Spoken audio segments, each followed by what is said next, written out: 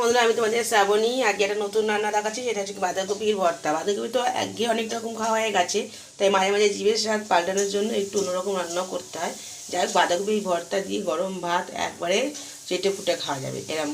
তার জন্য নিয়েছি দেখো একটা মাঝারি সাইজের টমেটো, এদিকে রসুন কুচি আর কাঁচা লঙ্কা কুচি, পেঁয়াজ কুচি আর বিশেষ করে শুকনো লঙ্কা। শুকনো লঙ্কা ছাড়া বাঁধাকপি ভর্তা হবে না। কড়াইয়ে তেল গরম হয়ে গেছে, আগে আমি শুকনো লঙ্কাগুলো ভেজে তুলে নিই। ভালো করে লঙ্কাগুলো ভাজবো। হয়ে গেছে, লঙ্কাগুলোকে তুলে নিয়েছি। আর এই যে তেলটা রয়েছে এই তেলই করবো। এর মধ্যে আমি প্রথমে কালো জিরে ফোড়ন দেবো আর কাঁচা লঙ্কাটা কুচিটা আগে একটু ভেজে নিই, তারপরে দেবো পেঁয়াজটা। ভালো করে একটু রসুনটা আর কাঁচা লঙ্কা একটু বেশি দিই। রসুন আর কাঁচা লঙ্কা পেঁয়াজ সব কিছু একটু বেশি দিলে বেশি ভালো লাগে। ওটা একটু লাল লাল করে ভেজে নিই, তারপরে আমি পেঁয়াজটা দেবো। হালকা লালচে হয়েছে, এবার আমি পেঁয়াজটা দিয়ে দেবো। আমি কিন্তু এটা সর্ষের তেলেই করছি। এবার পেঁয়াজটা একটু হালকা লাল লাল হলে এর মধ্যে পড়বে টমেটোটা। হালকা লাল লাল হয়ে গেছে, এবার আমি দেবো যে মাঝারি সাইজের একটা টমেটো। দেখো একটু নরম করার জন্য নুন দিয়ে দেবো। দিলাম টমেটো তরকারি নরম হয়ে এর সাথে মিশে যাবে। একটু ভাজা ভাজা করে নিই, তারপর দেবো এর মধ্যে আমি বাঁধাকপি কুচানোটা। বাঁধাকপিটা দেবার আগেই আমি টমেটোটা খুব সুন্দর মিক্স হয়ে গেছে। কুচনো বাঁধাকপিটা আগে তো আমি কেটে ধুয়ে রেখেছিলাম। এবার আমি একটু ভালো করে ভেজে নিই। আমি একটু নুন দিয়ে দিই, পরিমাণে অল্পই দেবো, মানে টমেটো আমার নুন দেওয়া আছে, তাই যেটুকু লাগবে আমি সেটুকু দিয়ে দিলাম। এবার ভালো করে বাঁধাকপিটা একটু ভেজে নিই।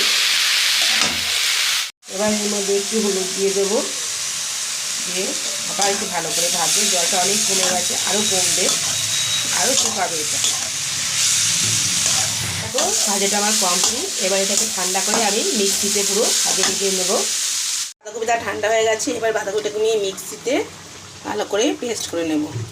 সবটাই পেস্ট করে নেবো, একবারে হবে না, আমাকে দুবারে করতে হবে। তাই পেস্টটা করে নিই, তারপর তোমাদের দেখাচ্ছি। অল্প সামান্য জল দিয়েছি, যেটুকু জল দরকার। এবার পুরোটা পেস্ট করে নিই। এবার আমি তেলেটা দিব। এই মিক্সিতে বাটা হয়ে গেছে,